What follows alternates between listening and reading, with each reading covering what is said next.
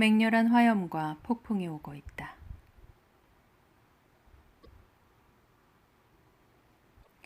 우리가 사는 지구는 어떤 면에서 아주 미스터리한 세계다.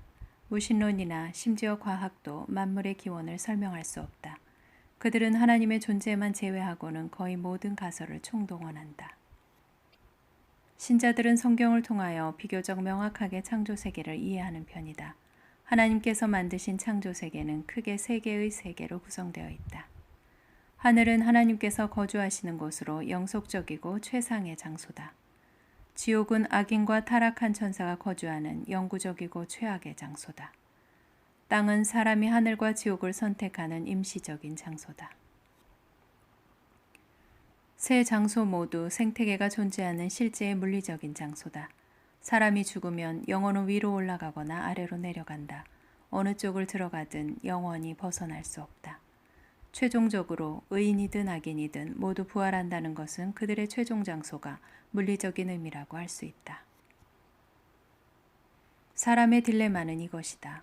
사후에 일어나는 엄청난 결말에 대해 사람은 사후를 간과하거나 하나님의 존재를 믿지 않으며 어리석은 본성대로 살아간다. 만약 천국과 지옥이 태양계 정도에 있고 우주선으로 여행하거나 탐사선으로 들여다볼 수 있다면 사람의 살아가는 방식은 매우 달라질 것이다.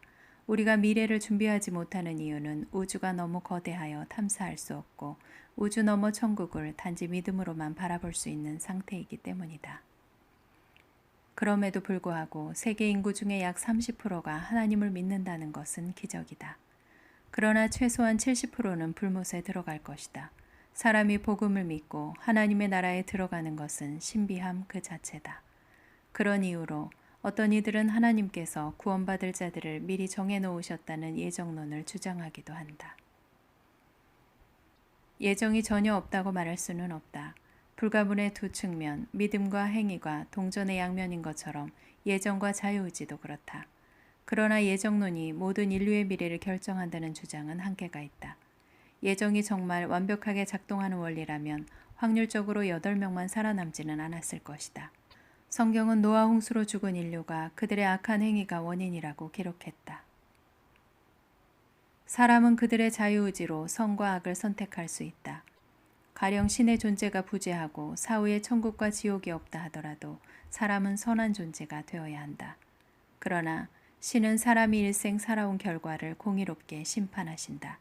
하나님의 의라는 농축된 신학적 용어 또한 하나님의 표준, 속성과 일치되는 올바른 관계에서 오는 올바른 삶과 행동이다. 사람의 딜레마는 여기서 끝나지 않는다. 사람은 단지 그들의 자유의지로 선악을 선택하는 것으로 끝나지 않는 문제가 있다. 사탄은 어둠과 악의 차원에서 인류를 미혹하고 타락시키는 역할을 한다. 사람의 세계에는 지옥으로 연결된 수많은 덫이 있다는 사실이다. 그렇잖아도 버거운 사람에게 수많은 덫들은 더 치명적인 결과를 만들어낸다. 의인과 악인은 비율이 50대 50이 아니라 최소 30대 70이 되는 이유일 것이다. 무신론, 거짓 종교, 동성애, 공산주의, 진화론, 물질주의, 세속주의 등 무수한 덫들에 걸려 넘어간다. 하나님은 어찌하여 이런 세상을 만드셨단 말인가? 하나님은 마침내 스스로 고난을 받기까지 하시며 공의를 행하셨다. 사람은 인간이 필멸의 존재라는 사실을 알고 있다. 한 사람도 예외 없이 죽음을 맞이할 것이다. 세계 인구가 약 77억 명이고 그들의 평균 수명이 약 80세라면 매일 26만 명이 사망한다. 그들의 존재는 지금 어디에 있을까? 천국이든 지옥이든 그들의 존재가 어느 곳에 있든 불멸의 존재라는 사실을 알았을 것이다. 사람이 거주하는 세상은 창조 후 지금까지 대략 3번의 변곡점이 있었다. 첫째는 홍수 전 있었던 고대 시대로 약 1650년이 지속되었고 900세까지 장수했다. 이 시대의 특징은 아담의 생존만큼이나 하나님의 존재를 인식하던 시대였다. 그럼에도 불구하고 그들이 종말의 변곡점을 맞이한 이유는 악의 번성이었다. 인류가 그들의 삶의 선악을 결정하는 요소에서 하나님에 대한 존재보다 보이는 세계의 정신과 시류가 더 강하게 작용한다는 교훈이다. 두 번째 변곡점은 홍수 후부터 예수 그리스도의 부활까지다. 흔히 세속의 학문에서도 고대의 역사로 알려졌는데 약 2600년이 지속되었다. 8명으로 시작된 세계 인구는 약 2억 명에 도달했고 이 시대는 양심에 따라 살던 때였다. 민족별로 신에 대한 기억을 가지고 온 땅으로 퍼져나갔지만 기억들은 잊혀지고 변질되어 갔다. 하나님은 이스라엘을 선택하여 말씀을 보존시키셨다. 세 번째 변곡점은 예수 그리스도부터 현재까지다.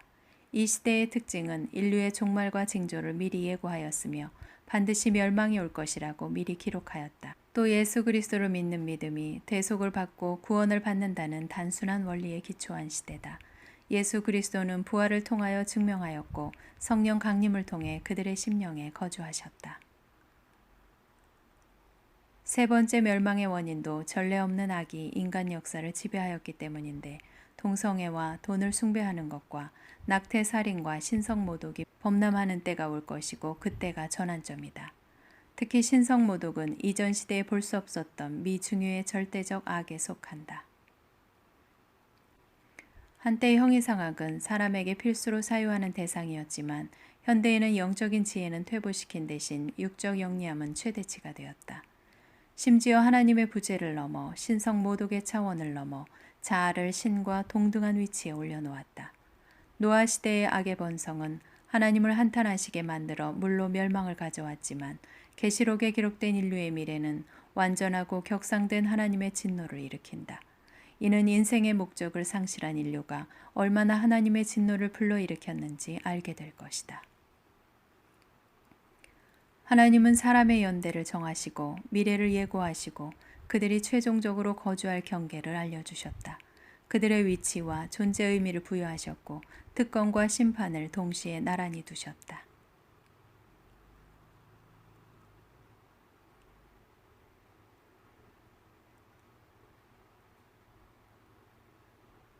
인류는 제1과 제2의 시대를 통하여 심판과 구원의 교훈을 받은 것이 거의 없다. 인류는 만물의 본질을 인격적인 하나님의 관계에서 찾기보다 에피쿠로스 학파처럼 인생의 목적을 자기 행복에 두고 쾌락을 지고의 선으로 삼는다. 인류의 삶의 방식은 더욱 감각적이고 퇴폐적인 향락과 물질 숭배로 변질되었다. 현대 인류가 숭배하는 두 개의 신은 재물과 자아라는 신이다. 예수 그리스도의 복음은 전 세계 사람들에게 전해졌으며 그로 말미암아 회개할 것이 요구됐다. 그들이 복음을 들었기에 공의로운 심판에 대해 핑계를 댈 수 없고 하나님의 구원과 용서를 수용하지 않으면 진노의 대상이 될 것이다. 그들의 최종 삶이 죽음으로써 소멸되는 것도 아니며 모든 인류가 어떤 식으로든 신에게 수렴되는 것도 아니다. 하나님을 거부하고 우상 숭배라는 사악한 죄를 계속 지속한다면 그들은 정죄를 당하고 심판을 받을 것이다. 우주와 그 안의 모든 만물을 창조하신 하나님과 사람의 모습으로 오셔서 죽으시고 부활하신 예수 그리스도를 인류는 영접해야 한다. 제3의 변곡점이 눈앞에 도착해 있고 인류는 멸망할 것이다. 모든 사람들의 미래는 영원한 거처가 정해져 있으며 그 결말은 매우 치명적이고 영속적일 것이다. 만물의 본질과 인간의 조건과 본성을 파악하는 해안이 있는 사람이라면 하나님을 믿고 그에게 미래를 의탁해야 한다. 잠시 후에 없어질 재물에 소망을 두고 그것을 숭배하는 삶은 얼마나 허망한가. 지혜가 있어 하나님을 찾는 사람은 찾을 것이다. 인류는 신적인 존재에 대한 증거가 부족하다는 이유를 대고 있으나 실상은 하나님의 창조 질서와 복음의 진리를 억누르는 자들의 불의가 공급 과잉이다. 그들이 타락하였기 때문에 허망한 것과 거짓을 좋아하고 세속주의 그늘 아래 마음이 어두워졌다.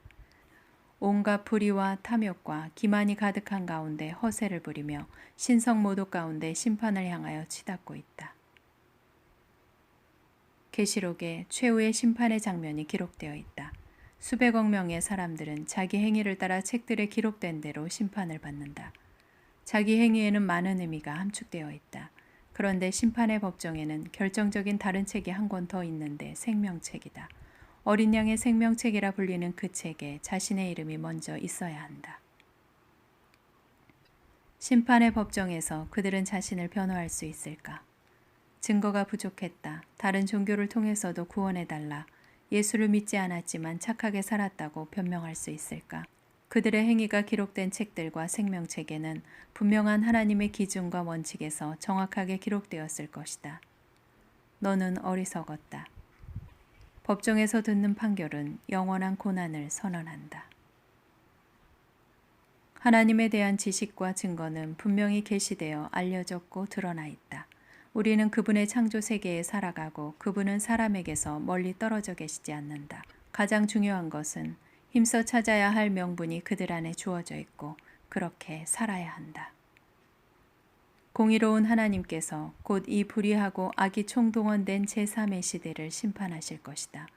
그 징조와 전조가 창조 세계의 한복판에 가득하다는 뉴스를 매일 듣고 있다. 역사의 끝이 우리 세대에 일어날 것이다. 타락한 우주를 새 것으로 대체하실 것이다. 하나님께서는 자신의 이름이 더 이상 모독당하는 것을 두고만 보시지 않을 것이다. 그들은 갈 때까지 갔다. 이젠 하나님의 차례다. 홍수 때는 한탄하셨지만 이젠 진노하실 것이다. 맹렬한 화염과 폭풍이 오고 있다. 진노의 날에 이르기 전에 회개하고 하나님께 돌아오십시오.